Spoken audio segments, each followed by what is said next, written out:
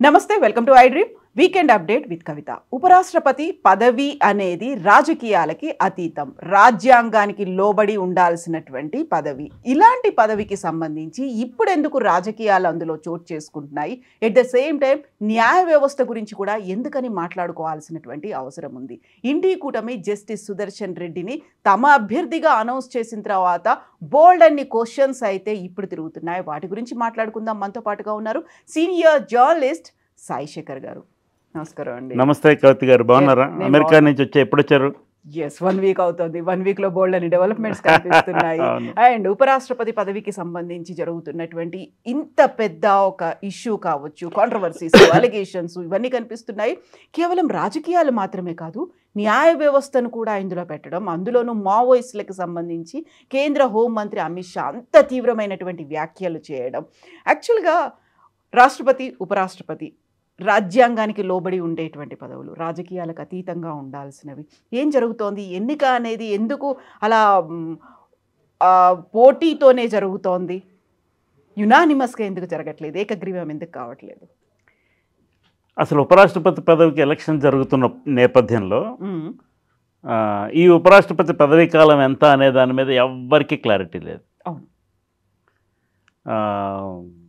కొంత ఈనాడు, కొంత Deccan Chronicle Radhakrishnan announce చేసిన రోజు నాడు రాశాయి.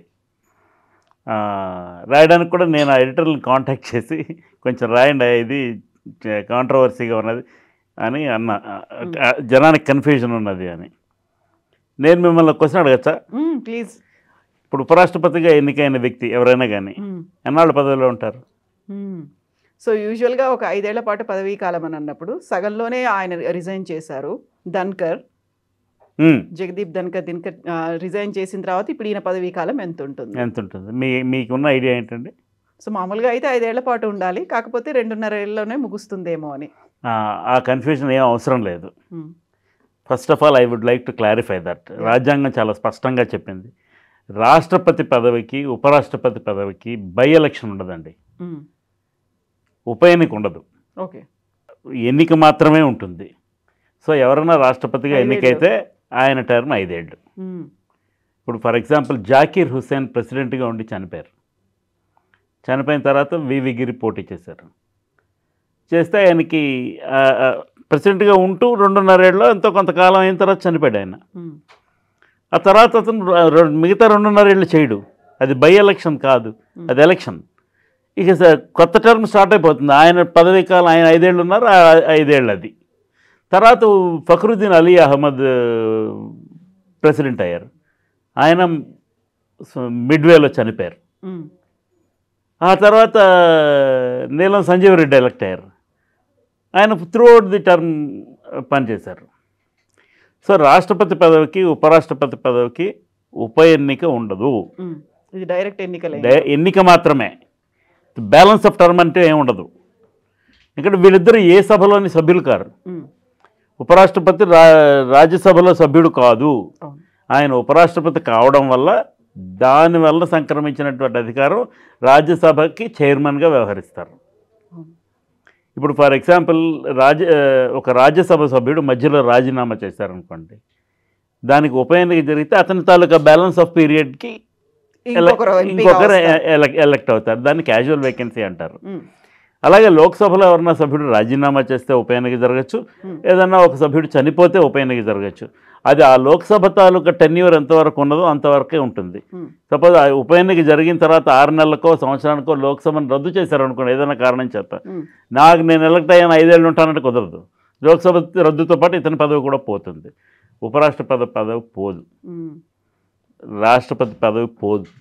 వాళ్ళు అదే ప్లేస్లో ఉంటారు. వాళ్ళు ఎన్నికైన రోజు నుంచి 5 ఏళ్ళు వాళ్ళ కాలపరిమితి. దీనికి 3 రకాల ఆప్షన్స్ ఉన్నాయి. ఒకటి, ఈ ఉపరాష్ట్రపతి అభ్యర్థిని మధ్యలో రాష్ట్రపతిగా మళ్ళీ నామినేట్ చేస్తే, ఒకవేళ అతను ఎన్నికైతే అప్పుడు ఈ ఉపరాష్ట్రపతి పదవి ఖాళీ అవుతుంది. మళ్ళీ దానికి ఉప ఎన్నిక జరుగుతుంది, మళ్ళీ దానికి ఎన్నిక జరుగుతుంది. అతను 5 ఏళ్ళు ఉంటాడు. ఇప్పుడు ఆర్ వెంకటరామన్ గారు ఉపరాష్ట్రపతిగా 2 సంవత్సరాల 11 నెలలు చేశారు. ఆ తర్వాత ఆయన్ని రాష్ట్రపతి పదవికి నామినేట్ చేసింది అధికార పార్టీ. చేస్తే ఆయన ఎన్నికయ్యాడు రాష్ట్రపతిగా. ఆ తర్వాత వచ్చిన ఆయన 5 ఏళ్ళు చేయాల్సిందే. కేఆర్ నారాయణన్ కానీ శంకర్ దయాళ్ శర్మ కానీ వీళ్ళంతా కూడా 4 ఏళ్ల 11 నెలలు 4 ఏళ్ల 11 నెలల కొన్ని రోజులు ఇలా ఎందుకు జరిగిందంటే వాళ్ళని రాష్ట్రపతిగా నామినేట్ చేశారు కాబట్టి. సో ఉపరాష్ట్రపతి పదవికి బై ఎలక్షన్ ఉండదు. ఈయన రాజీనామా చేయకపోయినా మధ్యలో లేక ఇంకేదైనా కారణం చేత ఆయన ఆ పదవిని నిర్వహించలేకపోవడం లేక రాష్ట్రపతిగా నామినేట్ అవ్వకపోతే ఈయన 5 ఏళ్ళు ఉంటారు. ఎవరు ఎలక్ట్ అయినా సరే, అది రాధాకృష్ణన్ గారు కానీ సుదర్శన్ రెడ్డి గారు కానీ ఎవరు ఎలక్ట్ అయినా 5 సంవత్సరాలు ఫుల్గా ఉంటారు. ఇది ఫస్ట్ క్లారిటీ. రెండోది మీరు అడిగిన ప్రశ్న, అసలు ఈ భారతదేశం ఫామ్ అయిన దగ్గర నుంచి రాష్ట్రపతి ఎలక్షన్కి యునానిమిటీ అనేది లేదండి. ప్రతిసారి ఎన్నికే జరిగింది, ఏకగ్రీవంగా ఎప్పుడు జరగలేదు. ఒక్కసారి జరిగింది. నీలం సంజీవ్ రెడ్డి గారు ఎలక్ట్ అయ్యారు. ఈ నీలం సంజీవ్ రెడ్డి గారు వివి గిరి పోటీ చేసినప్పుడు కాంగ్రెస్ పార్టీ అభ్యర్థిగా రాష్ట్రపతి ఎలక్షన్కి పోటీ చేశారు. ఇందిరాగాంధీకి ఆయన మీద ఎందుకో కోపం వచ్చింది. ఆ దశలో అంతరాత్మ ప్రభావం ప్రకారం ఓట్లు వేయమని చెప్పింది. చెప్పడంతో అంటే ఆవిడ వివి గిరిని సపోర్ట్ చేస్తుంది. సో వివి గిరి గెలిచారు. నీలం సంజీవ్ రెడ్డి గారు ఓడిపోయారు అప్పుడు. బట్ జనతా పార్టీ ప్రభుత్వం ఉన్నప్పుడు నీలం సంజీవ్ రెడ్డి గారు రాష్ట్రపతి ఎన్నిక జరిగితే నీలం సంజీవ్ రెడ్డి గారు పోటీ చేసినప్పుడు ఎవ్వరూ వేరే వ్యక్తి పోటీ చేయలే. ఆయన ఒక్కడే భారతదేశ చరిత్రలో ఏకగ్రీవంగా ఎన్నికైనటువంటి రాష్ట్రపతి. ఉపరాష్ట్రపతి పదవికి ప్రతిసారి ఎన్నికలు జరుగుతూనే ఉన్నాయి. Always it is not unanimous election ever. ప్రతిపక్ష కూటమి తరఫున ఎవరో ఒకళ్ళని నిలబెట్టడం జరుగుతుంది. ఓడిపోతారు అని తెలుసు, అయినా కానీ నిలబెడతారు. అది రాజ్యాంగ స్ఫూర్తి. ప్రజాస్వామ్యంలో అది రాజ్యాంగ స్ఫూర్తి. ఎందుకంటే అంతరాత్మ ప్రబోధం ప్రకారం ఓటేసే అవకాశం ఒకటి ఉన్నదని ఒక సంప్రదాయాన్ని ఇందిరాగాంధీ గారు సృష్టించారు కదా. అంచేత అలాంటి అవకాశం అని ఉంటే అంచేత ఉపరాష్ట్రపతి పదవికి పోటీ జరుగుతూనే ఉంది ప్రతిసారిని. ఎప్పుడు ఏకగ్రీవంగా ఎవరు ఎన్నిక అవ్వలేదు. ఇప్పుడు పరిస్థితికి వచ్చేసరికి ఇండి కూటమి జస్టిస్ సుదర్శన్ రెడ్డి గారిని తమ అభ్యర్థిగా ప్రకటించారు. ఇక్కడ కొంచెం రేవంత్ రెడ్డి గారికి క్రెడిట్ ఇద్దాం. ఎందుకంటే ఆయన కులగణనకి సంబంధించిన కమిటీలో, ఎక్స్పర్ట్ కమిటీలో సుదర్శన్ రెడ్డి గారి నేతృత్వంలో వాళ్ళు చేయటం, వాళ్ళు చేసిన రికమెండేషన్స్ రాష్ట్ర ప్రభుత్వం వాటన్నింటినీ అంగీకరించడం, ఆమోదించడం ఇలాంటివన్నీ అయ్యాయి. కాబట్టి ఆయనకు ఉపరాష్ట్రపతి అభ్యర్థిగా ఈయన నిలబెడితే బాగుంటుందన్న ఉద్దేశం ఉన్నది. సో ఆయన కాంగ్రెస్ పార్టీ అధ్యక్షుడు అధిష్టానానికి చెప్పారు. కాంగ్రెస్ పార్టీ అధ్యక్షుడు మల్లికార్జున్ ఖర్గేకి, ప్రతిపక్ష నాయకుడు రాహుల్ గాంధీ గారికి ఈ కుడ్ కన్విన్స్ దమ్ అండ్ వాళ్ళు వెంటనే అంగీకరించారు. ఈయనతో మాట్లాడడం అయింది. సుదర్శన్ రెడ్డి గారిని పెట్టారు. Sudarshan Reddy by far is the best candidate for opposition side, there is no doubt about it. And Sudarshan Reddy గారు ఈజ్ నాట్ ఎ పొలిటీషియన్. అంచేత హీ థాట్ ఇది అపొలిటికల్గా ఉంటుంది, రాజకీయాలకి అతీతంగా ఈ ఎలక్షన్ ఉంటుంది అని దాన్ని ఆయన ముందు he try to paint it like that. Radhakrishnan గారు ఆర్ఎస్ఎస్ కార్డు హోల్డరు, చిన్నప్పటి నుంచి ఆర్ఎస్ఎస్లో తర్వాత బీజేపీలో ర్యాంక్స్లో ఎదిగినవాడు. 2 సార్లు కోయంబత్తూరు లోక్సభ నుంచి ఎంపీగా చేశారు. ఒకసారి జయలలిత మద్దతుతోనూ 98లో 1 ఇయర్లో పడిపోయింది ఆ లోక్సభ. వాజ్పేయి గారు 1 ఓటుతో ఓడిపోయిన ఆ సందర్భం. తర్వాత డిఎంకే సపోర్ట్తో 5 సంవత్సరాలు 99 నుంచి 2004 వరకు ఉండినారు. ఈ 2 సందర్భాల్లోనే ఆయన ప్రత్యక్ష ఎన్నికల్లో పాల్గొని అక్కడ ఎన్నికయ్యారు. తర్వాత తమిళనాడులో బీజేపీ ఎలక్ట్ అవడం అనేది ఇలా ఎవరో ఒకరు మద్దతుతో ఉంటే తప్ప అది అయ్యే పని కాదు. ఆయన చేత ఆయనకి గవర్నర్ ఉద్యోగం ఇచ్చారు. కొన్ని రోజులు మన తెలంగాణకు కూడా ఆయన ఇన్ఛార్జ్ గవర్నర్గా పనిచేశారు. ఇప్పుడు మహారాష్ట్ర గవర్నర్గా ఉన్నారు. ఆయన్ని ఉపరాష్ట్రపతి అభ్యర్థిగా నామినేట్ చేశారు. సంతోషం, అయిపోయింది. అయితే జస్టిస్ సుదర్శన్ రెడ్డి గారు ఎప్పుడైతే దీన్ని రాజకీయాలకు అతీతంగా ఉంచుదామని అన్న తర్వాత అది అక్కడికి ఆగిపోయింటే కథ వేరేగా రకంగా ఉండేది. అయితే ఒకటి, Congress party it is not taking these elections easy and they are not taking it lying down. గట్టి పోటీ ఇస్తామనే పరిస్థితికి వచ్చేసారు వాళ్ళు. ఓటు చోరీ అని, ఓటు అధికార యాత్ర అని, వీటన్నిటి మీద రాహుల్ గాంధీ గారు చేస్తున్న క్యాంపెయిన్స్, రాహుల్ గాంధీకి కూడా సపోర్ట్ బాగా పెరుగుతోంది. బీజేపీ ఇదివరకట్లాగా మొదటి 2 ఎలక్షన్స్లో 2014లోను 19లోను జరిగిన ఎలక్షన్స్లో వచ్చినట్టుగా బ్రూట్ మెజారిటీ బీజేపీకి సొంతానికి రాలా. It is depending on Telugu Desam and Janata Dal you. So వాళ్ళ మద్దతుతో మాత్రమే నిలబడున్నారు వాళ్ళు. అంచేత బీజేపీ కూసాలు కొంత కదిలినాయి. ఈ పరిస్థితుల్లో వాళ్ళు చెప్పినట్టుగా అన్నీ నడుస్తున్నట్టుగా ఏం లేదు కథ. ఇదో పక్కన ఉంచండి. సుదర్శన్ రెడ్డి గారు ఆయన ఒక రాజ్యాంగ నిపుణుడు, భారత సుప్రీంకోర్టులో కొన్ని ఎమినెంట్ జడ్జిమెంట్స్ ఇచ్చినటువంటి సందర్భాలు ఉన్నటువంటి ఒక పర్సనాలిటీ అండ్ ఒక స్టేచర్ ఉన్నటువంటి మనిషి. ఆయన ఇండియా టుడే టీవీకి, తర్వాత ఇంకా మన తెలుగు దినపత్రికల్లో కొన్నిటికి ఇంటర్వ్యూలు ఇస్తూ ముఖ్యమంత్రి రేవంత్ రెడ్డి గారు ఒక గుగ్గులు వేశారు. ఏంటి, ఈయన తెలుగు వ్యక్తి పివి నరసింహారావు గారిని లోక్సభకి పోటీకి పెట్టినప్పుడు, ఆయన ప్రధానమంత్రి అయిన తర్వాత ఆయన లోక్సభలో ప్రవేశించడానికి నంద్యాల నుంచి ఉప ఎన్నిక క్రియేట్ చేసి పోటీ చేసినప్పుడు తెలుగుదేశం తరఫున ఎన్టీ రామారావు గారు పోటీ పెట్టలేదు, తెలుగు వ్యక్తి ప్రధానమంత్రికి ఉన్నాడు కాబట్టి మేము మద్దతు చేస్తున్నాం అని చెప్పారు. అదే స్ఫూర్తితో మీరు కూడా మద్దతు ఇవ్వండి అని ఆయన కేసీఆర్ గారికి గుగ్గులు వేశారు. ఇప్పుడు కేసీఆర్ గారు రేవంత్ రెడ్డి పార్టీ సమర్థిస్తున్న సుదర్శన్ రెడ్డి గారికి ఓటు వేస్తారా వేయరా తెలీదు. ఒక చిన్న సందేహం ఉంది అక్కడ. దీంతో పాటుగా కేవలం ఇండి కూటమి మాత్రమే కాదు, ఆ కూటమి వెలుపల ఉన్నటువంటి పార్టీలు కూడా నాకు మద్దతు పలుకుతున్నాయి అంటే అంతరాత్మ ప్రభావం ప్రకారం మిగతా పార్టీలు వాళ్ళు వేస్తారనే ఉద్దేశం కావచ్చు. ఇప్పుడు BRS is not part of INDI కూటమి, సో వీళ్ళు కూడా వేస్తారనే అభిప్రాయంతో ఆయన చెప్తున్నాను. సమర్థించుకుంటే సమర్థించుకోవచ్చు, కానీ అసలు ఈ రాజకీయపరమైనటువంటి కామెంట్ చేసి దాన్ని ఇది రాజకీయాలకు అతీతమైనటువంటి పదవి అంచేత ఎలక్షన్ అలాగే ఉంచుదాం అన్న ఈ రెండు, these two are mutually contradictory. అది జరిగి ఉండకూడదు ఒకటి. రెండోది, న్యాయ వ్యవస్థ గురించి మీరు అడిగారు. అమిత్ షా సుదర్శన్ రెడ్డి గారి గురించి మాట్లాడుతూ 2011లో సుదర్శన్ రెడ్డి గారు భాగస్థులుగా ఉన్నటువంటి ఒక బెంచ్, సుప్రీంకోర్టు బెంచ్ ఒక తీర్పు ఇచ్చింది సల్వా జుడుమ్కి వ్యతిరేకంగా. సల్వా జుడుమ్ అనేది ఒక anti Maoist group that was working very powerfully in Chhattisgarh. అయితే ఈ సల్వా జుడుమ్ అనే దాన్ని ప్రభుత్వాలు లోపాయకారిగా ప్రోత్సహించడం అనే కార్యక్రమం జరుగుతుండింది.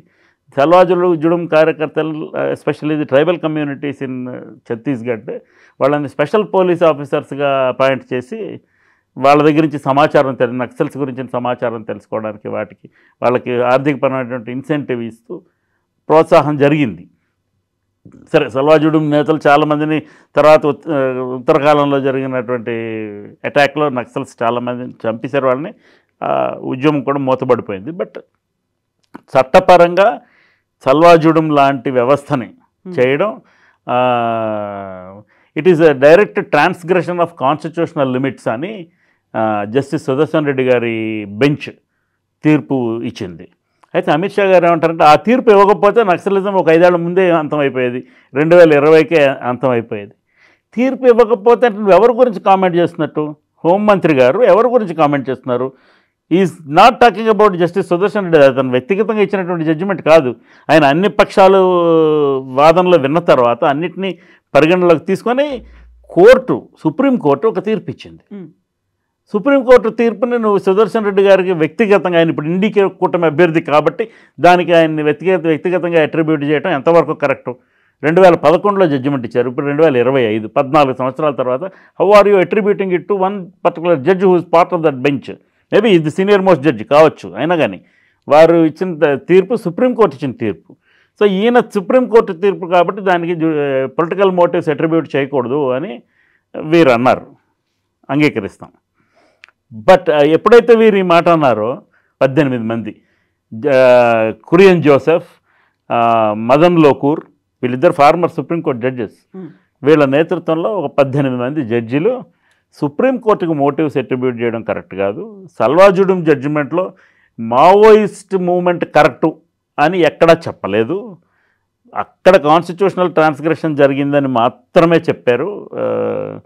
అంచేత దీనికి పొలిటికల్ మోటివ్స్ అట్రిబ్యూట్ చేయడం కరెక్ట్ కాదు, దీనివలన న్యాయ వ్యవస్థ మొరల్ దెబ్బతింటుంది అని అభిప్రాయపడుతూ ఒక 18 మంది స్టేట్మెంట్ ఇచ్చారు. వెంటనే ఇంకొక 56 మంది జడ్జీలు, ఫార్మర్ జడ్జెస్, దాంట్లో జస్టిస్ పి సదాశివం, ఆయన former chief justice of India, justice Ranjan Gogoi, ఆయన former chief justice of India. వీళ్ళు నేతృత్వంలో 56 మంది, ఇది కాదు వీళ్ళు ఈ 18 మంది ఎక్స్ప్రెస్ చేసిన అభిప్రాయం కరెక్ట్ కాదు, వైస్ ప్రెసిడెంట్ ఎలక్షన్ పొలిటికల్గా జరుగుతోంది, ఇది జ్యుడిషియరీ డిమోరలైజ్ అయిపోవటం అలాంటిదే ఉండదు హోమ్ మినిస్టర్ స్టేట్మెంట్ వల్ల, ఒక లార్జర్ కాన్సిక్వెన్స్ని మాత్రమే అతను హైలైట్ చేస్తున్నాడు అని వాళ్ళు హోమ్ మినిస్టర్కి సపోర్ట్గా మాట్లాడారు. దానికి మీరు చూడండి, సదాశివం గారు రిటైర్ అయిపోయిన తర్వాత కేరళ గవర్నర్గా వెళ్ళారు, రంజన్ గొగోయ్ రాజ్యసభ ఎంపీ అయ్యారు. సో ఈ యాక్చువల్గా చిన్నప్పుడు మేము చదువుకునేటప్పుడు సుప్రీంకోర్టు జడ్జి రిటైర్ అయిపోయిన తర్వాత చాలా పదవులు తీసుకోకూడదని ఏదో ఉండేది. వాటన్నిటిలో మరి రాజ్యాంగంలో ఉన్న వెసులుబాట్లో లేక లూప్ హోల్స్నో వాడుకుని మొత్తానికి వీళ్ళందరూ పదవుల్లోకి వచ్చారు. ఇప్పుడు నేను ఒక తీర్పు చెప్పే స్థితిలో ఉండి స్థానంలో ఉండి కొన్నాళ్ళు తీర్పులు చెప్పి ఆ తర్వాత నేను ఏదో ఒక రాజకీయ పార్టీ ఇచ్చినటువంటి రాజ్యాంగ పదవే కావచ్చు గవర్నర్ పదవి, కానీ అధికార పార్టీకి సంబంధించిందే కదా, అధికార పార్టీ వాళ్ళ మద్దతు లేకుండా ఎవరు రాజ్యాంగ పదవుల్లో కూర్చోపెట్టరు కదా. సో అది అంగీకరించాను అంటే నేను ఇచ్చిన జడ్జిమెంట్స్లో ఎంతో కొంత బయాస్ ఉండిందేమో ఇన్ రెట్రాస్పెక్ట్ అని ఒక డౌట్ అయితే వస్తుంది కదా. వాళ్ళు అలా ఇచ్చి ఉండకపోవచ్చు, వాళ్ళు న్యూట్రల్ కాదేమో అనే ఒక డౌట్ వస్తుందిగా. ప్రజాస్వామ్యంలో జనానికి డౌట్ వస్తుంది కదా, అన్ని రకాల వర్గాల వాళ్ళకి డౌట్ వస్తుంది, వీళ్ళు ఇటువైపు ఉన్నారేమో అని. సో మొత్తానికి అదొకటి ఉన్నది ఈ 56 మంది ఖండించడంలో, అట్లానే వాళ్ళ 18 మంది ఆయన్ని వెనకేసు రావడంలో. యాక్చువల్గా సుదర్శన్ రెడ్డి గారికి ఈ కాంట్రవర్సీలో దూరవలసిన అవసరం లేదు. ఇప్పుడు అమిత్ షా అల్వాజుడం జడ్జిమెంట్ గురించి మాట్లాడితే సుదర్శన్ రెడ్డి గారు సుప్రీంకోర్టు ఇచ్చింది అయ్యా ఆ తీర్పు, ఇది వ్యక్తిగతం కాదు అన్నంతవరకు చెప్పి వదిలేస్తే సరిపోయేది. ఇక దాన్ని పొడిగించకుండా ఉండవాలి. మన రాజకీయ నాయకులు చాలామందికి, ముఖ్యంగా హైదరాబాద్లో తెలంగాణలో ఉన్నటువంటి అన్ని పార్టీల రాజకీయ నాయకులకి. దెన్ వాట్ అబౌట్ బీఆర్ఎస్ ఎవరికి మద్దతు ఇస్తుంది? కేటీఆర్ అయితే ఒక కామెంట్ చేశారు, 3rd గ్రేడ్ సీఎం ప్రతిపాదించినటువంటి వ్యక్తికి మేము ఎందుకు మద్దతు ఇవ్వాలి? అసలు ఇలాంటి కామెంట్స్ అవసరం లేదండి, ఇలాంటి కామెంట్స్ అవసరం లేదు. ఇప్పుడు పొలిటికల్గా మీరు ఒక స్టాండ్ తీసుకోండి, మేము ఇండి కూటమిలో భాగస్థులం కాదు, ఎన్డీఏలో భాగస్థులం కాదు, కాబట్టి మేము ఎవరికీ మద్దతు ఇవ్వం, ఇది ఒక స్టాండ్ గౌరవనీయంగా ఉంటుంది. లేదు బీజేపీ నేతృత్వంలోని ఎన్డీఏ పరిపాలన మీద మాకు విశ్వాసం లేదు, అందుచేత ప్రతిపక్షాల ఐక్యత కోసం మేము ఇండి కూటమి అభ్యర్థికి మద్దతు ఇస్తున్నాం అనేది ఇంకో స్టాండ్. ఇక్కడ రాష్ట్రంలో వాళ్ళకి ఉప్పు నిప్పు కాబట్టి ఇండి కూటమికి మద్దతు ఇవ్వకపోవచ్చు. అలాంటి సందర్భంలో మేము బీజేపీకి మద్దతు ఇస్తున్నామని ప్రకటించడం ఇంకొక ఛాన్స్. వీళ్ళకి సేఫెస్ట్ ఈజ్ టు అబ్స్టైన్, ఎలక్షన్లోంచి పార్టిసిపేట్ చేయకుండా అబ్స్టైన్ అవ్వడం, లేకపోతే నోటాగా ఓటు వేయడం. లేకపోతే యూరియాని ఎవరైతే రాష్ట్రానికి తీసుకొస్తారో వాళ్ళకి ఓటేస్తాము అనేటువంటి మాట కూడా కేటీఆర్ అన్నారు. ఇవన్నీ కేటీఆర్ గారు అలాగంటే నాకు కొంచెం ఆశ్చర్యంగా ఉంది, ఎందుకంటే these things are the smack of political opportunism. But BRS is a political party and KTR is a politician. So ఆయన రాజకీయపరమైనటువంటి స్టేట్మెంట్గానే చూస్తాను నేను దాన్ని తప్ప, దాంట్లో I don't want to sit over judgement, అది రైటు రాంగు కేటీఆర్ ఇలా అనొచ్చు అనకూడదు అని నేనేం చెప్పదలుచుకోలేదు. ఎందుకంటే ఆయనకే తెలుసు, ఆయన 10 సంవత్సరాలు ఒక రాజ్యాంగ పదవిలో ఉన్నారు అండ్ ఒక పెద్ద పార్టీకి వర్కింగ్ ప్రెసిడెంట్గా ఉన్నారు అని చెప్పి ఆయనకే తెలుసు. లోక్సభలో వాళ్ళకి 0 రిప్రజెంటేషన్, రాజ్యసభలో 2 ఉన్నారు సభ్యులు, రవిచంద్ర గారును సురేష్ రెడ్డి గారును. సో అండ్ అసెంబ్లీ, ఇక్కడ అసెంబ్లీలో 38 మంది ఉన్నారు. వాళ్ళు ఆ 10 మంది వెళ్ళిపోయిన వాళ్ళు ఎటు ఓటేస్తారో తెలియదు, వీళ్ళు రేపొద్దున విప్ ఇష్యూ చేస్తారో, చేస్తే ఎటు ఓటేస్తారో, లేకపోతే అబ్స్టైన్ అవుతారో తెలియదు మనకి. ఇవన్నీ వాళ్ళు రాజ్యాంగపరమైనటువంటి అవకాశాలని వాడుకుంటుంటారు కదా ఇప్పుడు ఎదురికి, అందుచేత వాళ్ళు ఏం చేస్తారో తెలియదు. ఇలాంటి పరిస్థితుల్లో బీఆర్ఎస్కి పెద్ద వాయిస్ లేదు. అలాంటప్పుడు అంటే ఇట్ ఈస్ పొలిటికల్గా వీఆర్ స్టిల్ రిలవెంట్ అనే అభిప్రాయం ప్రతి పొలిటికల్ పార్టీకి ఒక బాధ్యత. జనంతో మనం ఉన్నామనే ఇంప్రెషన్ జనానికి కూడా ఇవ్వాలి కాబట్టి ఒక బాధ్యత. మాకు స్ట్రెంగ్త్ లేదు కాబట్టి మేమేం చేయం, మేమేం మాట్లాడమని తప్పుకోకూడదు. ఆ బాధ్యతల నిర్వహణగా ఆయన ఆ మాట చెప్పారు. కానీ యూరియాకి యూరియా ప్రాబ్లం 2019లో కూడా వచ్చింది. ఒక ఫార్మర్ చచ్చిపోయాడు సిద్దిపేటలో యూరియా క్యూలో నిలబడి. సరే యూరియాకి క్యూలు నడుస్తుంటే గందరగోళం జరుగుతుంటే యూరియా షార్టేజ్ సప్లై వస్తే కేసీఆర్ గారు ఏవో ట్రైన్స్ పెట్టి యూరియాను మూవ్ చేసి ఇలాంటి కార్యక్రమాలకేవో దానికి డబ్బులు అది ఇచ్చి చేయించారు. బట్ యూరియా అలాట్మెంట్ కోటా తెచ్చుకోవడానికి ట్రాన్స్పోర్టేషన్ అరేంజ్మెంట్ ఏం చేయగలిగారు, కానీ కోటా ఇవ్వకపోతే ఇప్పుడు మనకి జియో పొలిటికల్ ఇష్యూస్ వలన కోటా రావడం లేదు, యూరియా ఇంపోర్ట్ రావడం లేదు, ఇంకా రకరకాల సమస్యలు ఉన్నాయి. కిషన్ రెడ్డి గారు ఒక స్టేట్మెంట్ ఇస్తారు, ఏదో మేము సప్లై సరిగానే చేస్తున్నాం, రాష్ట్ర ప్రభుత్వం మిస్లీడ్ చేస్తుందని. సమస్యను పొలిటిసైజ్ చేస్తున్నారు అందరూ. హోలిస్టిక్గా అర్థం చేసుకొని ఈ రైతులకి యూరియా ఈ టైంకి అందాలి, ఇది ప్రతి సంవత్సరం తంతు. ఇది ఇక మనం ముందే ప్లాన్ చేసుకొని సిద్ధపడాలి. అది రాష్ట్ర ప్రభుత్వం తప్పు. Urea is not state subject. ఎవరు ఇవ్వాలి? సెంట్రల్ గవర్నమెంట్ ఇవ్వాలి. మినిస్ట్రీ ఆఫ్ ఫెర్టిలైజర్ స్టేట్లో ఉండదు, సెంట్రల్ గవర్నమెంట్లో ఉంటుంది. సో వాళ్ళు దాని మీద నిర్ణయం తీసుకొని వాళ్ళు మద్దతు ఇచ్చి చెయ్యాలి. యూరియా ఇచ్చిన వాళ్ళకి మేము మద్దతు చేస్తాం, ఇట్స్ ఎ క్యాజువల్ స్టేట్మెంట్. అయితే మీరు ఇంటర్వ్యూలో స్టార్టింగ్లో ఒక మాట అన్నారు, అంత స్మూత్ సెయిలింగ్ లాగా అనిపించట్లేదు, ఎందుకంటే జస్టిస్ సుదర్శన్ రెడ్డి గారికి మెల్లిమెల్లిగా మద్దతు అనేది పెరుగుతుంది అనేటువంటి భావన కూడా ఉంది కాబట్టి. దెన్ వాట్ అబౌట్ ఎలక్షన్ అనేది? అక్కడ రాధాకృష్ణన్ గెలుస్తారు, వాళ్ళకి నంబర్స్ చాలా సఫిషియెంట్గా, they are NDA has very strong numbers in their favour. అంచేత రాధాకృష్ణన్ గారు గెలవటం అనేది నిస్సందేహం, సందేహం లేని అంశం. కాకపోతే స్టిఫ్ అపోజిషన్, తేలిగ్గా తీసుకొని వదిలేసేటట్టుగా లేదు పరిస్థితి. ఆ ప్రతిపక్షం చాలా సాలిడ్గా ఉంది. నిజమైన డెమోక్రసీ ఇది. ఆ ఫీలింగ్ వీళ్ళు ఇవ్వగలిగారు. అంచేత గెలవడం రాధాకృష్ణన్ గారు గెలుస్తారు, కానీ ఎస్, ఉపరాష్ట్రపతి ఎన్నిక has become a talking point in the people. Then what about సల్వాజుడు? అక్కడ ఉన్నటువంటి నక్సల్స్ ఆపరేషన్ కగార్ని ముందుకు తీసుకొచ్చిన తర్వాత మళ్ళీ ఒకసారి చర్చ అనేది ఉంది. మార్చి 2026 కల్లా చివరి మావోయిస్ట్ని కూడా మేము మట్టు పెడతాము, అంతమొందిస్తాము అని. That's a different state policy అండి కంప్లీట్గా.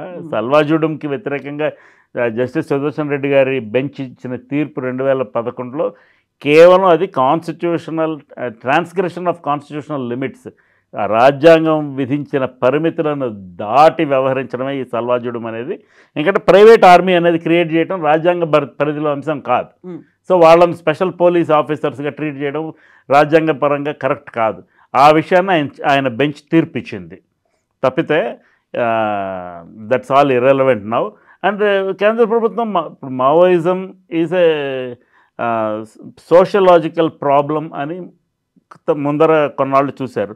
తర్వాత అది లా అండ్ ఆర్డర్ ప్రాబ్లంగా ట్రీట్ చేస్తున్నారు సెంట్రల్ గవర్నమెంట్. సో వాళ్ళ స్టాండ్ వాళ్ళు కరెక్ట్గా చెప్తున్నారు. అది రైటా తప్ప అనేది is a debatable thing again. Yes, thank you so much. Thank you. ప్రస్తుతం ఉన్నటువంటి సమాజం దేనికి ప్రయారిటీ ఇస్తుంది? ఆర్థిక సంబంధాల చుట్టూ మాత్రమే తిరుగుతుంది. మళ్ళీ ఎన్నికలంగానే చాలా విరక్తి కలుగుతాను. మంచి అనిపిస్తుంది కదా, లేడీస్ కూడా ఛాలెంజింగ్ జాబ్స్ చేసినప్పుడు చాలా బాగుంటది. ట్రాఫిక్ అసిస్టెంట్స్ గా నియమించిన ట్రాన్స్జెండర్స్ అందరితో సాల్యూట్ చేయించుకుంటున్నారు. ఫుడ్ డెలివరీ ఇవ్వటానికి వెళ్ళినటువంటి డెలివరీ బాయ్ అనిల్ పై కళ్ళ ముందు